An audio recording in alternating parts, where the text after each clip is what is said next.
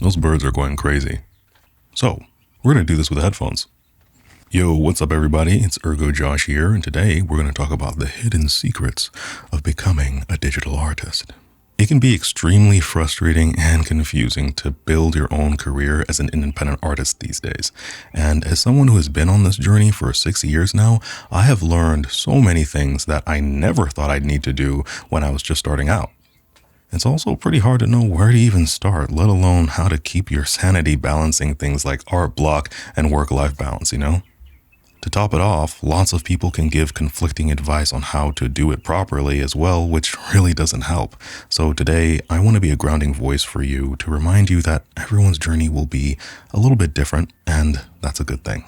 The point here isn't for you to copy everything that I or any other creator does, but for you to have something to compare and contrast with.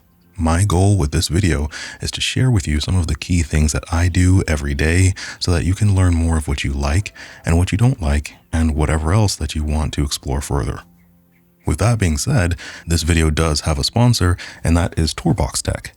The TourBox is an amazing device that I use to help me with my work every day, but we'll talk more about its features later on in the video. So when you ask how to become an artist, there are a few key things that I've noticed are usually overlooked. We'll start out with how to manage yourself and what to expect, and then we'll go into the hard and soft skills that I've picked up throughout my life and career. You see, it turns out that there's a lot more to being an artist than just learning how to make art. Big surprise, right? But the good thing is that we are in an age of information, so anything that you want to know, you can easily find online. And this video is yet another contribution to the ever-growing library of information that is available out there. All you ever need to do is ask.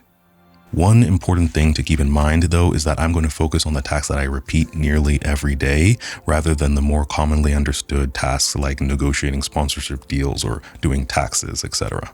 There's nearly an infinite amount of other tasks that I could go over in this video, but I want to make sure that this is as clear and concise as possible so that you can get an idea for what direction that you want to take yourself in next. Now, managing yourself is the first and most difficult thing to do for anyone who is on the autistic or ADHD spectrum like myself. Unfortunately, I also believe that ignoring this step is one of the most significant contributors to the starving artist stereotype. So first, I really recommend that you find a way that works for you to plan what you want to do on a regular basis. For some people, it's setting up a digital calendar or timeline, and for others, it's writing it down physically in an agenda or notebook. I recommend starting both very small and medium size at first. So for example, plan what you want to get done this week, but also set a couple goals for what you want to get done this year, and then work backwards and forwards from there. I like to look at the year in terms of week numbers myself. So for example, at the time of this video, this is the first day of week 14 of 2024. It's important to take initiative in designing your life rather than allowing things to just magically happen. Now, don't get me wrong, luck and serendipity can happen in your life, but you must create the opportunities for them to arrive in the first place. And this goes beyond just creating schedules and sticking to them, though. It's important to recognize your personal habits and work with them rather than trying to start or quit anything cold turkey. Something that worked for me is doing something fun in the beginning of the day to get motivated. Now, I don't know how to pronounce her name, but Alythuh is an example of a very busy and successful independent artist and entrepreneur, and she has a whole team and a warehouse of artworks to sell. But guess what? She starts her day playing on her Nintendo Switch before hopping on the treadmill to get some exercise. That's pretty awesome. Now, let's go ahead and talk into some of the technical and hard skills that I use each day in my work, and one of the most important ones is storytelling and writing. I personally believe that every single thing that you do can be broken down into text. It's honestly the simplest way to start anything, and I try my best to make time for it first thing in the morning when my mind is fresh. I think these days, creating a narrative with your artwork is getting pretty well known to be important, right? The goal has always been to guide your viewer through your work, effortlessly conveying the story that you want to tell with less effort on their part, right? However, storytelling is of equal importance in the educational and entertainment videos that I make, and I achieve this through writing and scripting. Video is honestly one of the highest forms of sharing information because it can appeal to many of your senses at once. This is why video editing and cinematography have become two skills that have really helped me flesh out my career as an artist, sharing my knowledge as a great source of income and fulfillment in my work. I love hearing how much everything I do and learn has helped you guys, and it gives me that motivation to keep going. You see, as you grow older and more confident in your skills, it may be really helpful to start to learn how to take advantage of your multiple senses to convey information yourself, rather than just using sight or sound alone. It's honestly been an amazing journey since I purchased my first camera for photography in 2013. I think it was the Sony A5100 and then eventually the A6000. Over time, I've been learning how to effectively craft and shape light to create different moods and share information in my videos and artwork. Now, honestly, video editing is not just for tutorials and explainer videos. It can just be a really great way to engage with your audience. James Jean is one of my favorite living artists, known for his extremely large and detailed surrealistic murals, as well as his works in a variety of different media, including digital art and sculpture. And honestly, that's one of the reasons why he's my favorite artist. He does everything. He does not stick to just one thing. And even though he will dabble in sculpture of many different materials and sizes, digital art, he uses Procreate, he paints with acrylic and oil, he still doesn't lose himself. He finds a way to express himself through each one of those media. And that's something I aspire to be like one day. But getting back on track, he recently posted a reel on his Instagram page telling a story about the origin of one of his sculptures, and I thought it was a fantastic example of how he used video to add meaning to the ever-growing, amazing visual library of his artwork. And he spoke in the normal way that he usually does, and it was very emotive, right, and very calm. And so every single part of that video basically became a work of art in and of itself. His longtime fans would surely appreciate every single opportunity that they get to get a glimpse into his creative mind, myself included. And earlier last week, I also watched a video here on YouTube by the Cottage Fairy on the art of resting. And she speaks about big changes in her personal life recently, as well as sharing a beautiful, fantastical, emotional story that she wrote herself. They would play hide and seek, splash in the nearby pond, and watch the clouds. And I think it really helped build an audience that would be interested in her long-term, as well as her artwork and future writings. One last thing that I want to share about the senses is that one of them is quite special in that it can be split into two. Now, I could do a whole video on this alone, so I'm just going to tease you with the basic idea here first, but the sense that I'm talking about, it's, you guessed it, touch, which is also known as feeling. Emotion is that extra sense that can have marvelous results that often surpass all of the others in its intensity. And it's also my favorite because it's the hardest to fake. And that's why it's so powerful. We all relate to it instantly. It's one of the most difficult senses to capture and measure, but somehow it transcends humanity, and many animals can be seen to express emotion as well. Now, there are a few pieces of software that I use nearly every day to create my videos and write my videos and course content. So for drafting and final scripts, I simply use Pages, which is the Apple version of Microsoft Word on Windows. Right now, I'm also using the Elgato foot pedal and prompter to read my script, right? How many of you guessed that I was reading a script? I've become pretty good at script writing. It's pretty cool. It's one of those skills that you can take tips from other people, but eventually you just have to learn how you talk and write how you talk, which is almost the opposite of everything that you learned in school. So it's a pretty cool and fun activity because it feels infinitely valuable because you're working for yourself. DaVinci Resolve Studio is where I edit all of my videos, and its one-time payment option makes it an easy recommendation today. But even then, the free version comes with most of the functionality of the studio version, so there's no reason not to pick it up and start learning it today. The TourBox has made my workflow here an amazing experience, and I've mapped nearly every single button and combo to different tools and commands within DaVinci Resolve here alone. Although I use my Moonlander keyboard for my editing workflow, once you start to use the dials on this thing, you really can't go back. The TourBox Studio is one of the most robust keypad customization apps that I've ever used, and it just makes it so easy to back up your presets, and it has plenty of default ones ready to go for all sorts of different software like DaVinci Resolve. And it's just made me a better editor. I've become more efficient, and it's become a lot more enjoyable as well, which translates to more enjoyable videos to watch. Now, Descript is an amazing new addition to the Creators Toolkit worldwide, in my opinion. It's basically another video editing software, but it's based on text. Now, fair disclosure, I do have an affiliate link on the description, but I've been paying for it for months now without that link there, and it's just fantastic. I use it to edit all of my videos now, as it saves me so much time to be able to navigate my footage by making changes in what is effectively just a simple Word document processor. We all learn how to use Word document processors, right? You don't even need to know how to edit video. And every version that you purchase, every tier of their software can be used in the web browser or their standalone app.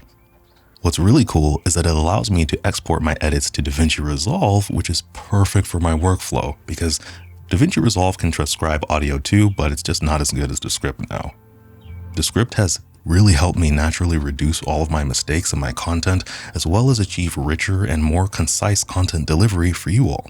It has an AI that can literally go through and tell me all of my retakes and flag which ones I should delete. So I can just click delete, delete, delete, and I have my clean cut right there in a fraction of the time that it used to take me to get it editing manually.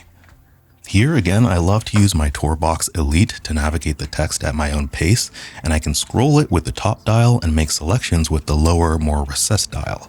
And this is just amazing. I love this. Listen, take a listen here.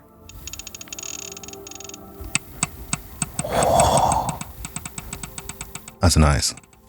I don't know. It depends on what kind of brain you have. Some people will find that extremely annoying, but I love it. And I use the same layout with DaVinci Resolve to speed up my workflow and help make the muscle memory a lot easier and stick faster as I use in Descript. I do undo, redo, delete, all that stuff works in Resolve just the same way as it does in the other software I use. Now, I want to take an extra moment to talk about the different models of the TourBox available so that you can make a better choice for yourself. So the TourBox Lite is the budget option, and it's 1/3 of the price of the flagship model, but that by no means means that it lacks in quality, experience, or robustness. It does lack in the directional buttons, the flat dial, and the side button on the more expensive models, but that means it makes it easier for those who are just starting out and aren't quite sure if controller devices like this are the best for them yet. The NEO is the first model that they came out with, and it features quite a few more buttons, all the standard buttons in the Elite version, and users have claimed that the directional pad alone has been extremely important because it's so intuitive to learn because it's on every single video game controller out there, right? The Elite model offers a mechanical feel and is just another level above the already incredible craftsmanship. It offers 2 levels of haptic feedback as well as a Bluetooth 5.0 connection to declutter your space while you use it, which is really nice for me because I've just got a lot of cables here. I've got a lot going on. You should see what it looks like behind the camera. And guess what? I'm going to be hosting a surprise giveaway for a brand new TourBox Elite. And all you have to do is comment on this video something that you have learned or done to make life as an artist easier for you. I'll announce the winner in another week or 2. Now, another skill that I recommend that you start to practice is archiving and bookkeeping. One of the most important skills that I learned back in architecture school is something that we called Digidoc, I think. I'm pretty sure. But this was simply the process of very carefully and accurately archiving everything that you've made at the end of each project for future reference later on. Archiving isn't just for nostalgia, but it can really help boost your morale when you can see everything that you've overcome and achieved over time. Not seeing that stuff can be catastrophic for anyone as a creative, but we'll get into that a little bit more later on when we talk about mental health. It also just makes it a lot easier to refer back to old content that might fit the new stuff that you want to create in the future. Having easy access to old records makes it more likely that you're going to study your process, which is a huge part, a secret part of achieving success as an artist that nobody really talks about. Again, I'll mention him, the legend himself, Prince, always said that he would study his own work. And it sounds really crazy and self-absorbed, but it really does work. Just try it. If you're interested in hearing me talk more about that, actually, go ahead and subscribe to this channel or podcast, wherever you're listening from, because I plan to dedicate an entire video on that, on studying your own artwork in the future, using myself as an example. Now, the next topic is soft skills and/or social skills. You see, making time to speak with other artists to stimulate growth and creativity is just wonderful. You can do this via text or voice chat or even video call. I usually prefer voice, that way I can work on my other projects and it can just double as a co-working session, which is great because I work from home. I love it when I have a discussion or a call with someone and I feel like my brain is electrified and just cleaned up. It's just so helpful and it really enriches my creativity and mental health. Here's a big life tip here. There are just some things that you can't learn online right now or even with books. You've just got to go through other people. Now let's talk about the big boy, managing your mental health. It's a crucial component for anyone that's trying to create their own career, regardless of if you're a creative or not. Some people are naturals at this, while others like myself have to learn the hard way. But regardless of which one you are, you will be well on your way to having a secure mind that is free to explore new ideas each and every day after watching this video. One habit that I have is that I set a time of the day or week to look at comments and respond to emails rather than to check them at random times or even as soon as they come in. You would be surprised at the impact that just hearing the sound of notifications pinging on your phone can have on your stress levels throughout the day. And managing your stress levels is a lot more important than you'd think. I also try my best not to look at the performance of a new video that I post or artwork at least 24 hours have passed after posting it. This helps me stay focused on the next thing without letting external outcomes stain my motivation and perspective on myself and my work. I also give myself permission to remove or hide any comments that are not in line with the community I want to build. See, I used to care a lot about free speech and whatnot on my channel, but I've just changed my mind on that recently. In the same way that I have a personal responsibility for managing my own mental health, I have a responsibility to create an environment for people who enjoy my content so that they can feel safe and free to express their own ideas. And I'm going to be transparent here. This is something that I really failed to do when I was streaming, both on Twitch and here on YouTube. I'm not the government or the owner of a huge platform like YouTube itself. This is just my little corner of the world, and I get to make it as comfortable and as inviting as I want to, and if I'm not happy, my viewers aren't going to be happy. So what's the point of allowing things that upset me to stay there for some sort of moral principle that I don't even really care about above how I feel? Now, something that a lot of us miss out on learning is the importance of regularly making time for growth and new experiences. Although it's true that with each project that you work on, you'll grow in skill and ability, it's really important to make time to learn from others directly. Even professional illustrators and animators working in world-renowned studios all over the world are consistently taking courses or making time to study what they're interested in. I have friends that have done digital artwork for freelance and studio work, but they still constantly push themselves to try new things in traditional art. Now, I don't do it. I just go into other digital things, but whatever floats your boat, I recommend that you just get into it. For me, I'm also forever intrigued by human anatomy. I regularly make time to study different bone structures in detail and pursue a deeper understanding of how the human body moves. It's just, I love it. I'll never get tired of it. These things might seem really trivial, but this is honestly just how you become a master at your craft. I just turned 29 last month, and I've been studying anatomy slowly since about 2020, 2021, right? So imagine how much better I'll be by the time I'm 40. Please don't get discouraged about how long things might take from you, because as someone, I think who said it, Simon Sinek said this, maybe not first, but he said that you can't accurately estimate the skill level or resources that you'll have available to you in the future. So just leave that job for someone else and do your best now.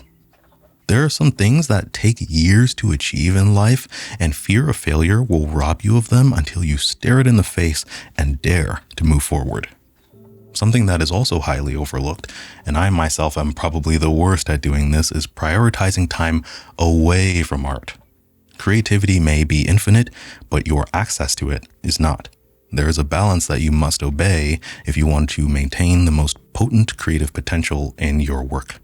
And to achieve that balance, you must experience other creation. This can be anything that interests you. So walking around outside, traveling to new places, watching new films, learning new skills, making new friends, going on a road trip, learning a new language, those are all great new experiences to try to balance how much creativity you're putting out. They can be tactile, like chopping wood on a frigid morning in the forest, right? Or something as minuscule as making small little modifications to your everyday devices, like I do with my TourBox Elite and NEO.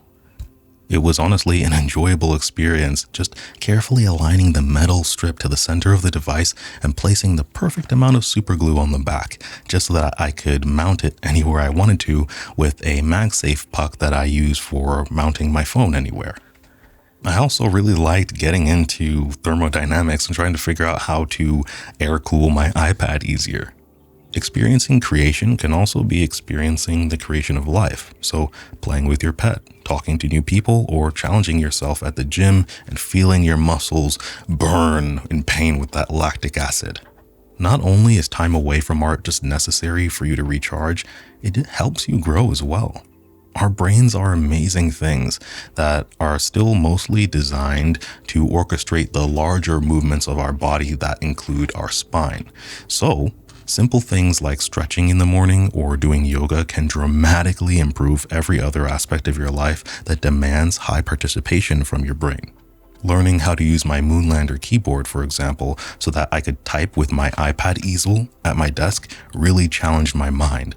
However, I also got into the keyboard modding space and had a blast researching different mechanical switches to use with my keys. I also decided to go for a unique black and white look because I'm a stickler for contrast, and you can see the hints of that motif within different elements of my studio space. You could call it opposing symmetry or symmetric opposition. That sounds really cool, right? Now, this one may be a stretch, including the TourBox again here, but I'm going to do it anyway.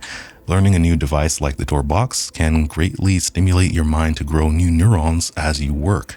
The tactile and audio feedback of the dials just add that much more stimulation to your brain in your workflow. Even with my Moonlander keyboard, I've honestly become much more adept at typing on it than a regular keyboard. I still can't manage to hit 100 words per minute though. I'm almost there, so close. And with all this stuff, please don't worry about impressing anyone. Take things slow, right? You can master any new device or technique that comes your way if you just give it enough time and respect. And if you opt for the TourBox Lite, you can get plenty of mileage just from the scroll wheel and dial alone without using any of the other buttons. Eventually, you'll have them so well ingrained into your memory that mapping out new buttons into your workflow will be a cinch. As an artist, I also think it goes without saying that any of the skills that you learn on the side can eventually become part of your toolkit that will make you stand out head and shoulders above your competition. I guarantee you that no one else has quite the same assortment of skills that I have, regardless of if there's a job position out there with that exact skill set mentioned on the for hire page. You can always make a claim for yourself out there if you keep an open mind and stay excited about what you're creating. Thank you all so much for watching, and thanks to TourBox for sponsoring this video. You can find links to the TourBox Lite or Elite in the video description, as well as the pinned comment below. So, stay balanced everyone, and take care. Peace.